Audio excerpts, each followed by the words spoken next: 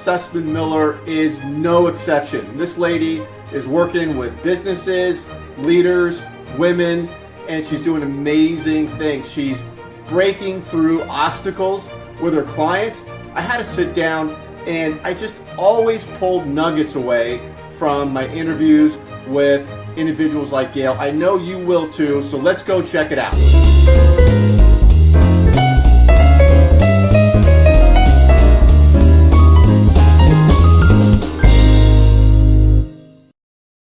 Hi, everybody. This is Paul Hitchcock. Thank you for jumping on Giant TV. I am the founder and president of Giant Jacks Media, where we help others to grow and nurture their businesses. And really excited to have my guest here today, Gail Sussman-Miller. Gail, welcome.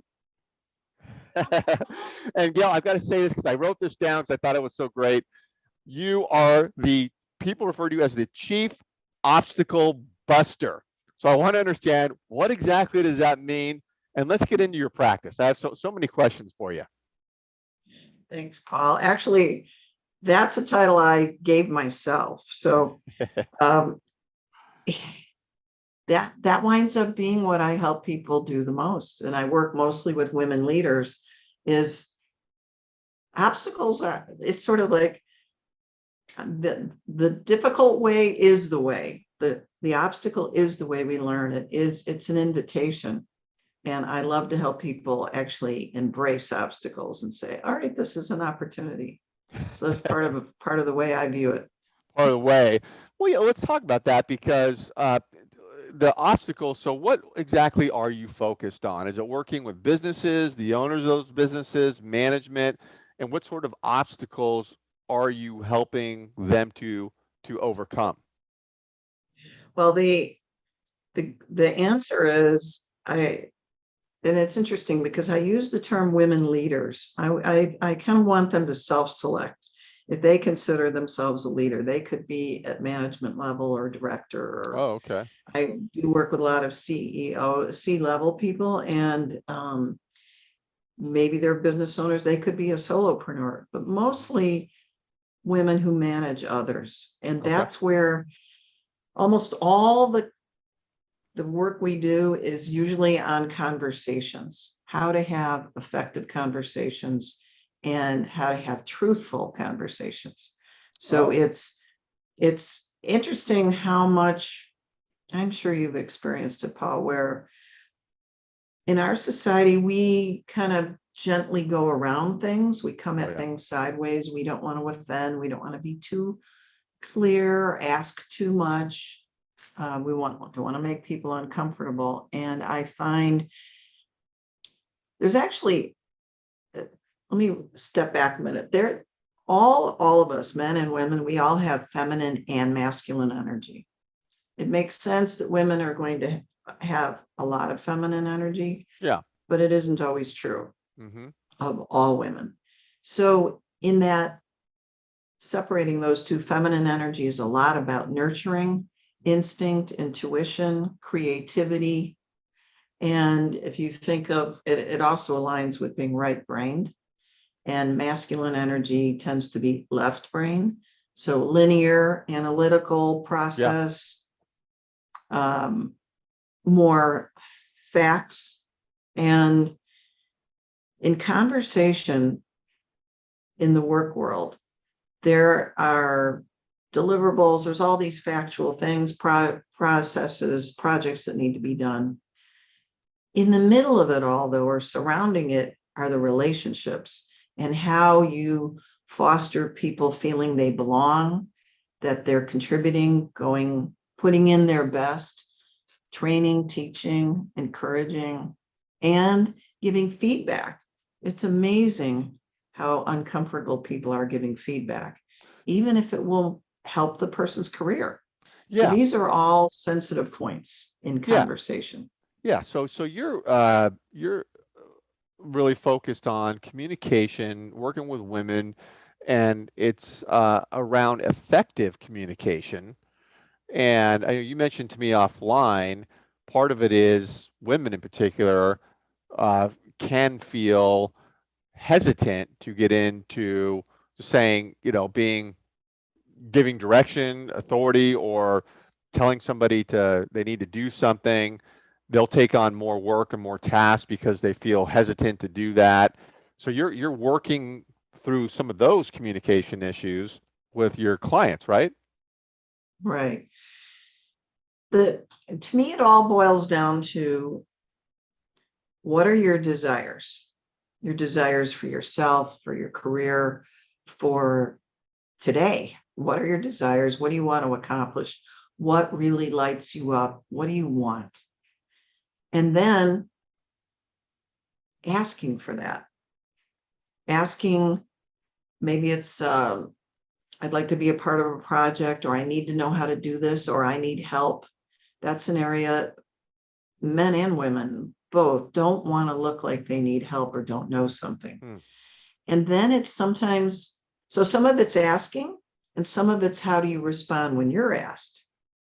Paul, will you do this? Could you take on this? Can you do this extra thing for me? Oh, okay. And how hard it is to say no, or not now, or I can do this piece, not all of it. I'd like to help you. I'm not the right person, whatever that is. And it's partly the asking, and it's what we say when we're asked, and limiting our time to take care of ourselves. So I think that's part of the challenge. It's very common I think, for a lot of women to want to please others. I love pleasing others. Right. It's when it's at a cost to you, that's when it requires setting a limit of some kind. We're saying, yeah, not today, because I have this much on my plate, Other or stuff. we don't need to justify, simply not today.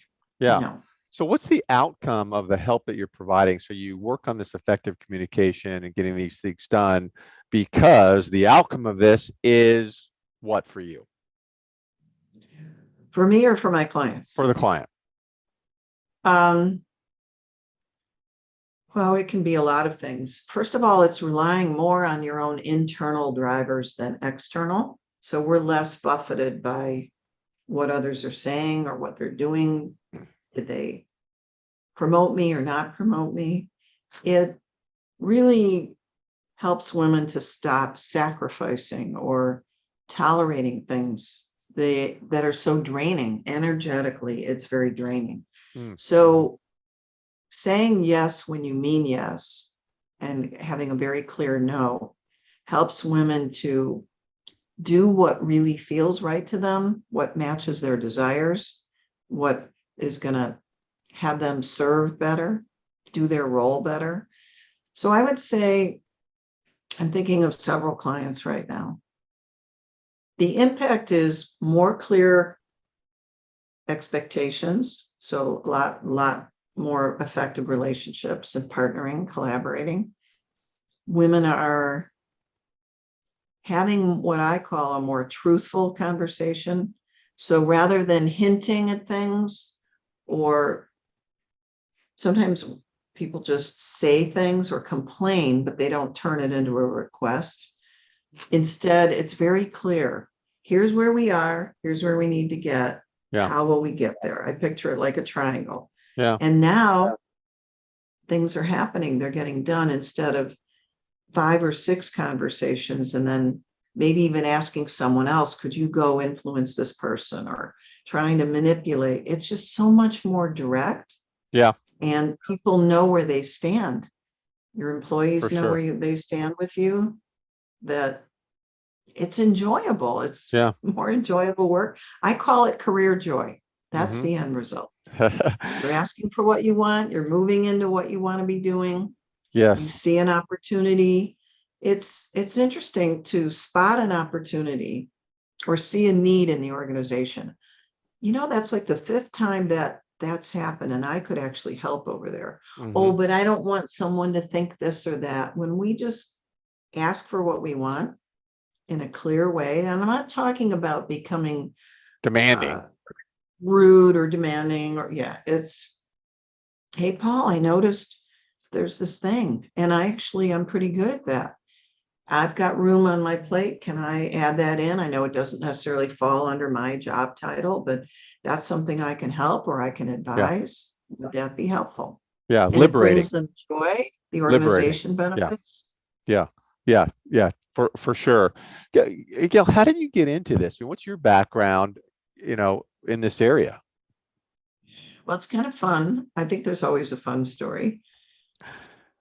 I would say I consider myself to be a midlife bloomer, baby boomer. So I found my true passionate right work at the age of around the age of 41. I Oh, got married for the first time in my mid 40s, okay. and I discovered coaching by being the client of a coach. Oh, And then while working with her, I don't know, within 2 months of working with her, I got laid off. So the universe handed me this opportunity. I was fortunate to be able to go study to be a coach, and said, oh my gosh, this is work I was born to do. This you is just like loved it. coming home to a profession that was designed only for me. Yeah, And awesome. being on the receiving end, it's so much about increasing your awareness, then being really, really honest with yourself and saying, wow, I didn't realize I was doing that. Looking at your perspectives, and then starting to focus on what you want and letting go of the self-judgment, the old habits. We as human beings are set up to protect ourselves and to stay safe. Hmm. But so much of that comes from when we were younger, Right. and it doesn't serve us anymore. Yeah. We're really quite capable and courageous. So I'm actually wearing a necklace that reminds me of my mission, and that is to What is it? inspire. Oh, to inspire. Oh, yeah. Inspire. Yeah, I That love it. is, it doesn't take a lot. I have one client I remember saying, Gail, you believed in me before I believed in me. We Oh, just yeah. get into quite a habit of believing in our limitations and believing our thoughts are real. They are not the truth. Yeah, Thoughts come and go. yeah. Limiting Self-judgment, beliefs. especially. Yeah, limiting beliefs, obstacle for a lot of people. What's it look like, Gail, when you start working with somebody? Is it a series of meetings? Do you have an onboarding thing? What does that look like when you start out with somebody? Great question. Because change happens over time, and first we're kind of digging in our feet to say, what is the current situation? And then what is it you desire? And then start building these habits to move in that direction and integrate them. I like to dive right in. So I am not very linear when it comes to that. There are coaches who have a very prescribed process. I do some initial activity for us to get started, and then it's what's going on in your life today, what's challenging you in your life today or this week, or some conversation you just had. What is a conversation you've been putting off having, or you kind of keep having half of the conversation, but you can't quite take it all the way there because something's holding you back, you're Yeah, uncomfortable. yeah. So we start diving into the Getting in discomfort right away. right away. And Yeah, it sort of I really prefer, it's my style to teach what's needed in the moment as it's needed, rather than to follow a sequence. And the got it. opportunities keep presenting themselves over and over. And a really big piece of what I love to help my clients do is to celebrate their wins. Oh, We start out every call. What is one place where you moved through some former discomfort and took action or spoke up oh, or that's drew a great. line? That's great. Yeah. And then we debrief it to say, well, that wasn't just an accident. Hmm. So what were you thinking at the time? What was the belief you held on to? Yeah. Because usually we're letting go of an old belief and taking on a new one. That's a interesting comment. I was thinking while you were saying that, because when something works and you have a success, it's easy to just keep moving forward. The harder thing is take a step back. Why did it work? What was the process that made it work? I think about that Right. often in sales and marketing. My business is okay. This worked. reverse engineer it and then repeat it going forward. Yeah. There's a couple things that happen in this process. One is people do not give themselves much credit or any credit when something works. Because actually, it's funny. I wonder if it's still on my desk. I was just meeting with a client this morning. Well, I don't know where it went, but I drew a picture for her. And it's a very simple picture. I learned this from Dan Sullivan. I want to give him the credit. We are such high achievers. We work towards an ideal. Okay. There's this ideal that we want. This is when life will be great, and I'll have this and this and this many cars and this many kids and this career title. And it's like the concept of the horizon. If we wanted to touch the horizon, you and I know we would circle the planet till the day we die. You cannot touch the horizon, but you can see it. And an ideal is somewhat like that. So you have this out there, but the most important thing is to start at point A and move to point B. And what he discovered was half the people who were unhappy would get to point B and look at the ideal and say, but I have so far to go. Wow. That was nothing. The people who were happy got to point B, turned around and looked at point A and said, look how far I've come. Nice. Yeah. Love Massive difference. So when I'm Massive. helping people to say, okay, so Paul, what were you thinking? What was the belief you operated under? Like, yeah, what's the worst could happen? I'm going to be honest. I really want to know this. I'm going to go ask. And then you go ask. And it wasn't, you feel like it was easy. You got, the person respected you for asking. So we take it apart so you can do it again. Mm-hmm. And you can help yourself know, I've actually got a process. First, I write down what I desire. And then I look at what is all that self-talk. Oh, you're going to seem greedy to ask for that. You're going to seem incompetent if you ask for help. And then what's really true? What's really true? The truth is, I want this information. It'll be helpful to me. Yeah. And they'll probably, it doesn't matter what they think. This is what I desire. It's what I need. And you decide, I'm doing it. And then you go off, you make the request, and you realize, I've got a process now. Yeah. God, I love that card you showed. It's just, I love simple things. I learned early in my career, kiss, keep it simple, stupid, right? I mean, I remember somebody up on stage, kiss. And that card there, even though it's simple, it just was a profound thing you just stated. I'm in my own mind, God, what a simple thing, go back to A, look at the progress versus this thing you hold up here. So I love those examples. Well, that had to be a powerful concept to me because I learned that from Dan Sullivan maybe 15 years ago. Yeah. And a lot of people just get used to being so super hard on themselves that, you're moving into a new house. You kind of want all those boxes gone the next day. But some people judge themselves so harshly. I can't believe it. It's Thursday and you don't have all those boxes gone. Yeah, but how many did you fold up and get rid of? Yeah, 20. And yeah. What's important? What's really truly important? You spend time with your family instead of, nope, I gotta work from 6 a.m. to midnight. Yeah. And it is about what you really truly desire.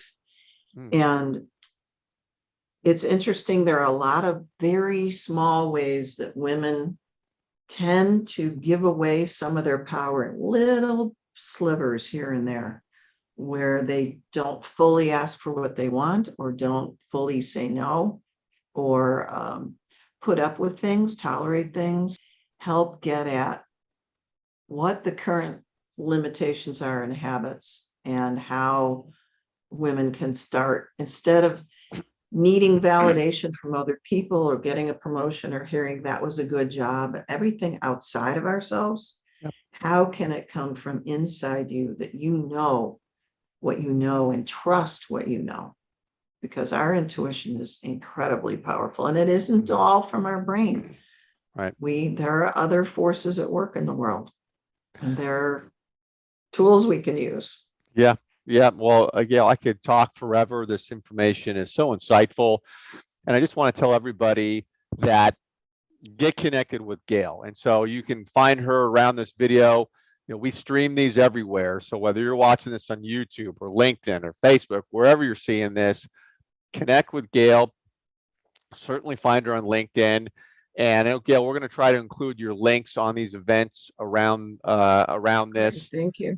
Yeah, and then love to have you back and track, what's going on and with you and your progress. But thank you so much for being here. It's a really great conversation. You are such a generous connector, Paul. I appreciate the way you reached out, and you make yourself so available. I hope that people realize you're the real deal, because we've had a couple conversations now. It's not the most common thing. And I think a lot of people, especially when they're thinking about people who teach marketing, they're like, oh, it's all sales and it's all fluff. Right. Paul is really so generous in giving away tips and advice and help. And I so appreciate this invitation today. Thank you. Yeah, you're welcome. And thank you for the kind words. All right, Gail, we will see you soon. Thank you. See you, Paul. Okay. Bye.